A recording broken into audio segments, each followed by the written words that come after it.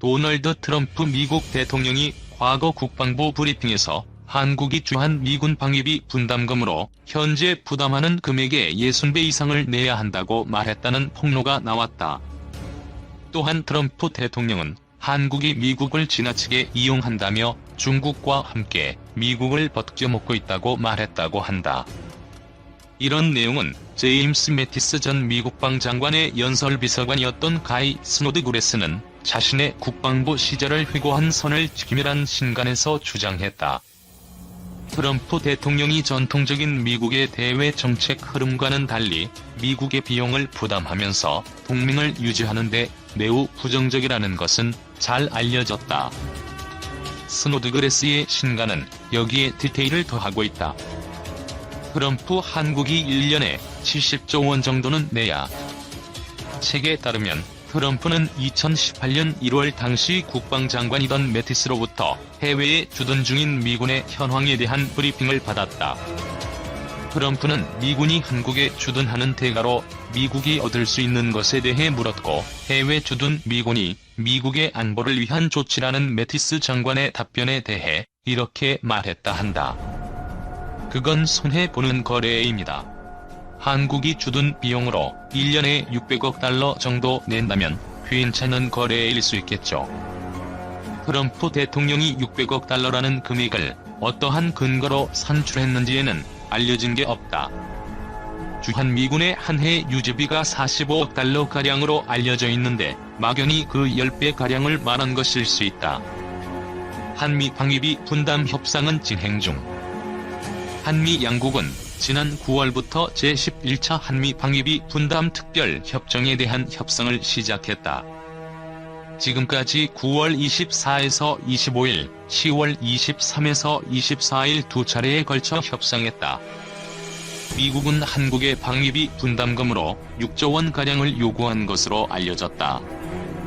한국의 주한 미군 방위비 분담금은 2018년 기준 1조 400억 원가량, 미국이 새로 요구한 것으로 알려진 금액은 기존 분담금의 거의 6배에 달하는 것이다.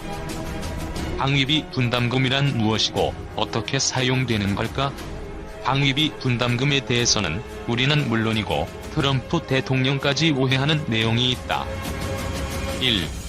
돈이 너무 많이 들어서 차라리 주한미군을 철수시키는 게 낫다. 트럼프 대통령은 후보 시절 선거운동을 할 때부터 한국이 주한미군의 주둔 비용을 제대로 부담하지 않고 있다고 주장해왔다. 우리는 한국에 82년을 있었는데 거의 아무것도 얻은 게 없습니다. 지난 8월 트럼프 대통령이 기자들 앞에서 한 말이다. 작년 6월 싱가포르에서 열린 북미 정상회담 이후의 기자회견에서도 트럼프 대통령은 언젠가는 주한미군을 철수시키고 싶다는 의중을 드러냈다. 그는 비용에 비해 한국에서 부담하는 금액이 적기 때문에 차라리 주한미군을 철수시키는 게 낫다는 논리다. 그러나 정작 주한미군을 총괄하는 장성이 갖고 있는 생각은 다르다. 2016년 미국 상원 군사위원회의 주관으로 열린 주한미군사령관 임명청문회에서 존 맥케인 상원의원은 빈센트 브룩스 육군 대장에게 이렇게 물었다. 주한미군을 한국에 주둔시키는 게 미국에 주둔시키는 것보다 비용이 적게 든다는 게 사실 아닙니까? 브룩스 대장은 물론입니다. 의원님이라고 답했다. 군대 규모 자체를 줄이지 않는 이상 미국에 주둔을 시켜도 비용은 발생한다. 한국에 주둔시키면 한국의 비용을 어느 정도 부담하기 때문에 미국의 부담이 줄어드는 것은 자명한 사실이다. 2. 트럼프 대통령이 특히 한국에 불만이 많나? 주한미군은 트럼프 대통령이 미군의 해외 주둔 비용에 대해 문제를 제기할 때마다 나오는 단골 손님이다. 늘 한국 정부가 돈을 적게 낸다고 공개적으로 비판을 하기 때문에 혹자는 트럼프 대통령이 한국에 악감정을 갖고 있다고 생각할지도 모른다. 그러나 트럼프 대통령의 발언은 1차적으로 본인의 정치적 상황을 고려한 것이라고 전문가들은 말한다. 트럼프 대통령의 방위비 분담금 증액 요구는 일종의 대선 공약입니다. 그래서 재선을 앞두고 계속 이 얘기를 하고 있고요. 박원곤 한동대 국제어문학부는 BBC 코리아에 말했다. 더 큰 그림도 있다. 트럼프 행정부가 한국뿐만 아니라 일본과 북대서양조약기구를 비롯한 미국의 동맹 전체에 대해 새로운 계산서를 내밀고 있다는 것이다. 이번에 미국이 새롭게 방위비 분담 협상틀을 만들었다고 알려졌거든요. 박원곤 교수는 말했다. 내년에는 일본이랑 협상을 하게 돼 있고 그 다음에는 독일, 나토 등등 줄줄이 협상하게 되죠. 이 때문에 트럼프 대통령은 이번 방위비 분담 협상에서 강력하게 나올 가능성이 높다. 한국 정부로서는 매우 힘든 협상이 될 것이라고 박 교수는 덧붙였다. 3. 일본은 한국보다 분담률이 훨씬 높다? 일본에 주둔한 미군의 규모는 한국보다 크다. 절대적인 액수에서 일본의 분담액이 큰 것은 당연하지만 통상적으로 분담률도 한국보다 높다고 알려졌다. 언론들은 일본의 방위비 분담률이 60에서 75% 정도라고 전한다. 그러나 미국의 한 싱크탱크의 추산은 다르다. 미국의 보수 성향 싱크탱크인 아메리칸 액션 포럼은 2016년 미국 동맹국들의 방위비 분담에 대한 보고서를 냈는데 여기서 한국의 분담률은 41%였다. 50%인 일본보다는 작지만 그리 큰 차이는 아니다. 게다가 빈센트 브룩스 전 주한미군 사령관은 2016년 청문회 당시 한국의 분담률이 50%가량이라고 말한 바 있다. 보고서에 따르면 독일은 방위비 분담률이 18%에 불과하다. 한국국방연구원 재직 시절부터 방위비 분담 문제에 대해 연구해온 박원곤 교수는 나라마다 방위비 분담금을 산정하는 방식이 판이해 비교가 어렵다고 말한다. 한국과 일본은 이른바 특별협정을 맺은 유일한 나라들입니다. 그럼에도 각각이 분담하는 금액의 산정 방식이 매우 다르죠. 독일은 특별협정이 없습니다. 그렇기 때문에 철저하게 시설과 토지에 대한 비용만 내고 있거든요. 각국마다 미국이 요구하는 방위비 분담의 틀이 다르기 때문에 전체적으로 몇 퍼센트를 내고 있는지 정확한 추산은 불가능하다고 보시면 됩니다. 4. 한국이 내는 분담금이 주한미군 월급으로 나가나? 그럼 한국 정부가 미국에 내는 분담금은 어떻게 쓰일까? 분담금이 주한미군의 급여로 지급되는 것이 아니냐고 생각할지도 모른다. 그러나 미군의 급여는 전액 미연방정부 예산에서 나온다. 2018년 국방백서는 방위비 분담금이 인건비, 군사건설비, 군수지원비로 구성돼 있다고 설명한다. 여기서 인건비는 주한미군 장병이 아닌 주한미군에 고용된 한국인 노동자에 대한 인건비를 가리킨다. 5. 그럼 그 돈이 그대로 미국으로 가는 건가? 한국이 분담하는 금액은 그렇다면 미국의 경제로 흡수되는 걸까? 국방백서는 방위비 분담금 대부분은 우리 경제로 환원됨으로써 일자리 창출, 내수 증진과 지역 경제 발전에 기여하고 있다고 말한다. 인건비는 한국인 노동자에게 지급되고 군사건설비의 12%를 제외하고는 전액이 한국 업체를 통해 현금이 아닌 현물 지원이 되고 있기 때문이다. 미 요구 방위비 50억 불 주한미군 쓰고도 남는다. 미 국방부가 의회에 요청한 2020 회계연도 주한미군 주둔 관련 예산액은 44억 6,420만 달러로 미국이 현재 진행 중인 한미 방위비 분담금 협상에서 우리 정부에 요구하는 액수인 50억 달러보다 더 적은 것으로 나타났다. 미 국방부 차관실이 지난 3월 작성한 2020 회계연도 예산안 운영유지 계획에 따르면 해외 비용 요약표에 나타난 2020 회계연도 주한미군 비용은 모두 44억 6,420만 달러로 계산됐다. 여기에는 군 인건비, 운영유지비, 가족주택, 회전기금 등이 포함돼 있으며 군사건설비 예산은 0달러로 추산됐다. 또 1년 전인 2019 회계연도 주한미군 관련 예산은 44억 2,540만 달러로 1년 동안 늘어난 예산액은 3,880만 달러에 불과했다. 전년도 예산과 비교해 증가분은 0.8%로 주한 미군 비용은 1년 전에 비해 거의 늘어나지 않은 셈이다. 각종 미국 언론 보도에 따르면 트럼프 행정부는 한미 방위비 분담금 협상에서 우리 정부에 50억 달러 또는 47억 달러를 요구하는 것으로 알려졌다. 올해 우리 정부가 부담한 분담금은 1조 389억 원으로 10억 달러가 안 되는 점을 감안하면 5배가 넘는 증액을 요구하고 있다.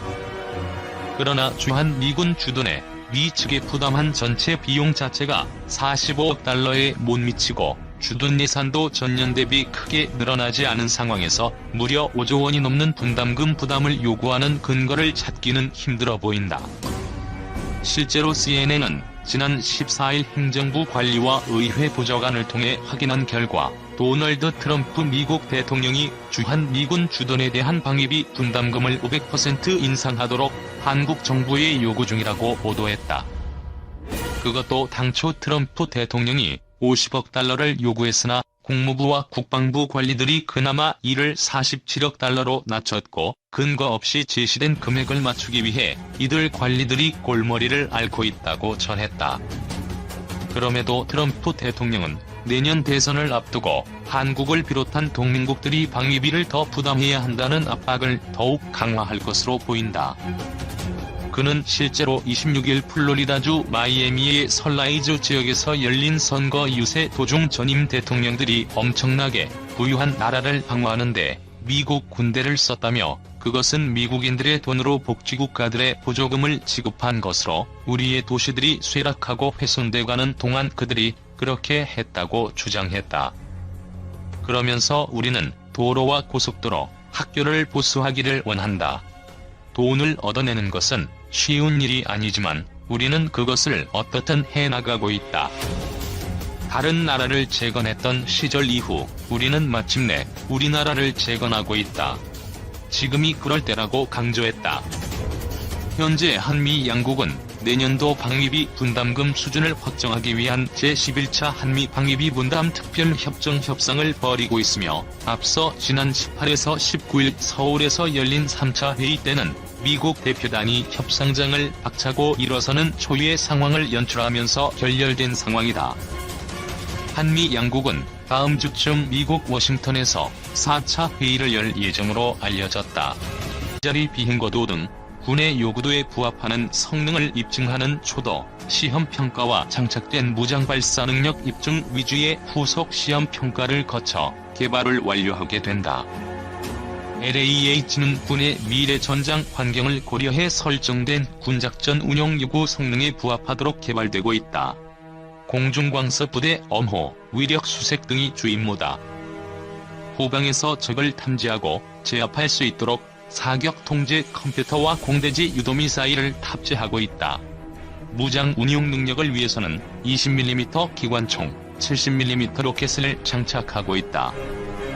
미사일 경보장치와 레이저 경보 수신기를 장착해 적미사일로부터 회피 확률을 높이고 방탄 조종석과 내탄 연료 탱크를 적용해 조종사의 생존 가능성을 향상했다. 이외에도 헬기 조종에 디지털 컴퓨터 기술을 적용했다. 기상 악화 시 조종사가 계기를 참고해 회피할 수 있도록 계기 항법 장비와 디지털 지도를 탑재했고 조종사가 직접 조종을 하지 않더라도 사전 입력된 데이터에 의해 헬기 스스로 비행이 가능토록 하는 내축 자동 비행 조종 장치를 탑재해 비행 편의성과 생존 확률을 높였다.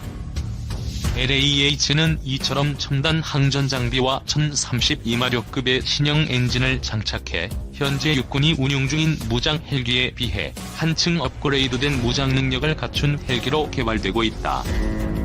앞으로 육군의 항공전력 강화에 일조할 것으로 전망된다. KF-X와 LAH는 단순히 공군과 육군의 노후 항공기를 대체하는 국산 항공기 이상의 의미를 지닌다.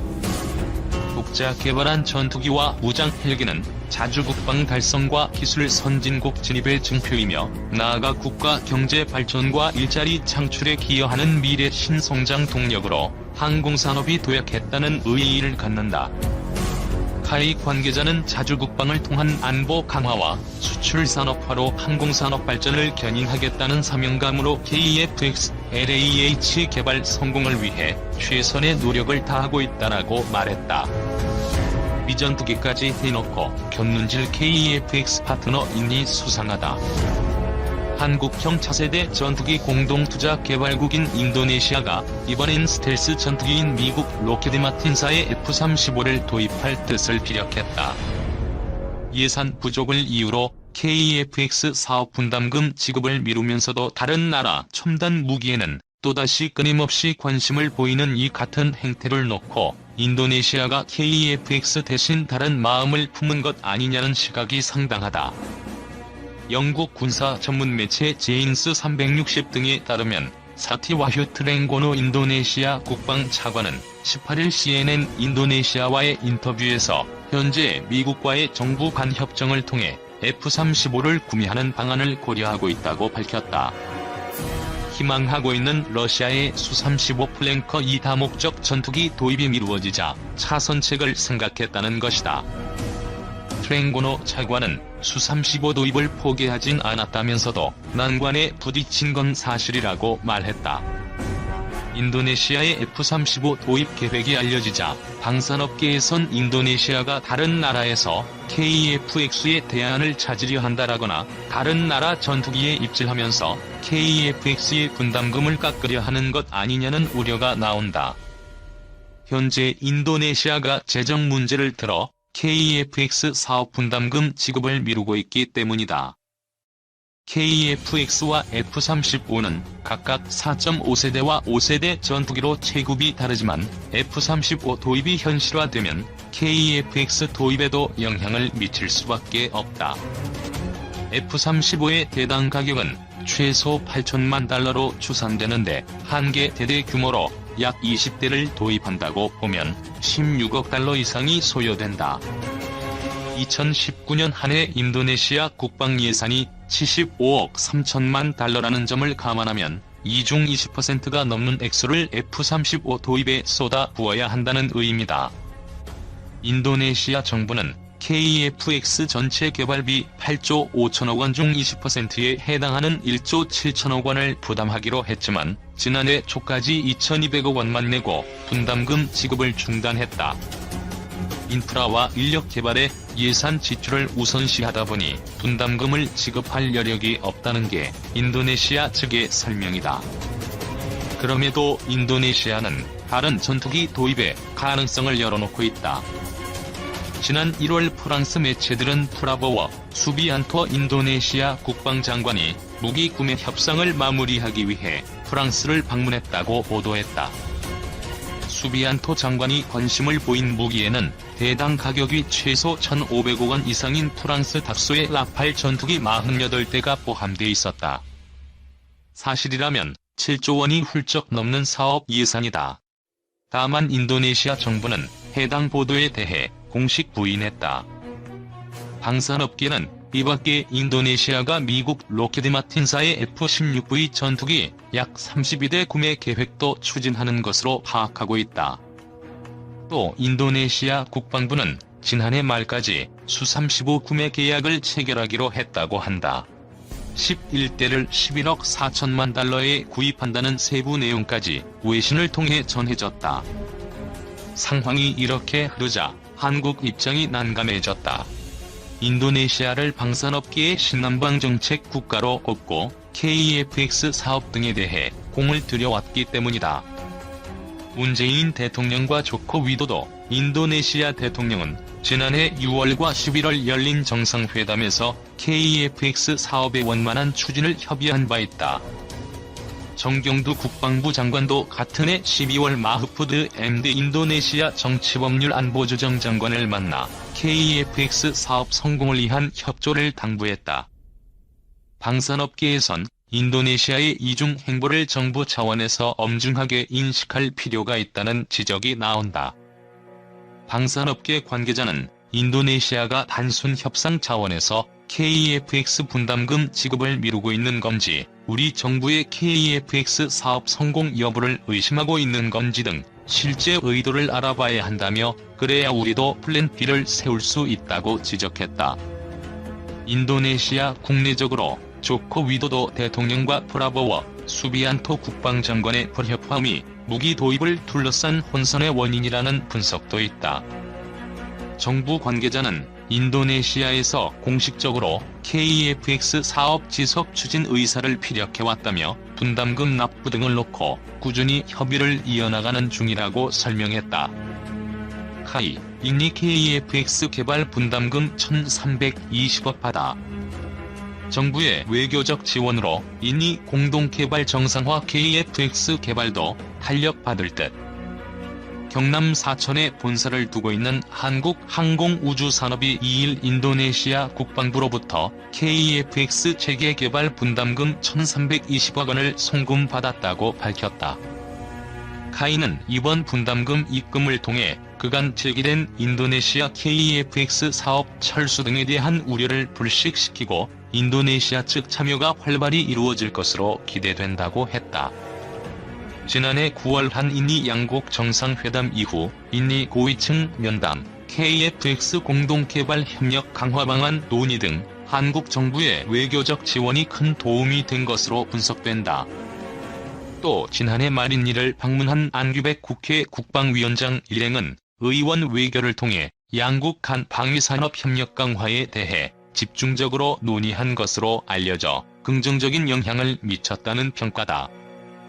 카이는 지난해 12월 6일 인니 현지에서 정부 인사를 대상으로 개발 공의회를 개최해 인니 PTDI사 카이 엔지니어가 공동으로 KEFX 개발 현황을 공유했다. 카이 관계자는 공의회를 통해 상호 간 신뢰 회복은 물론 KEFX 사업에 대한 인니의 참여 의지를 확인했다며, 인니와 지속적인 협력을 통해 KEFX 사업을 성공적으로 이끌 수 있도록 최선을 다하겠다고 말했다. 개발에 참여 중인 인니 엔지니어는 28명이었으나 공모회 이후 총 72명으로 증가했고, 2019년에는 최대 150여 명의 엔지니어가 설계와 시제작에 참여할 계획이다.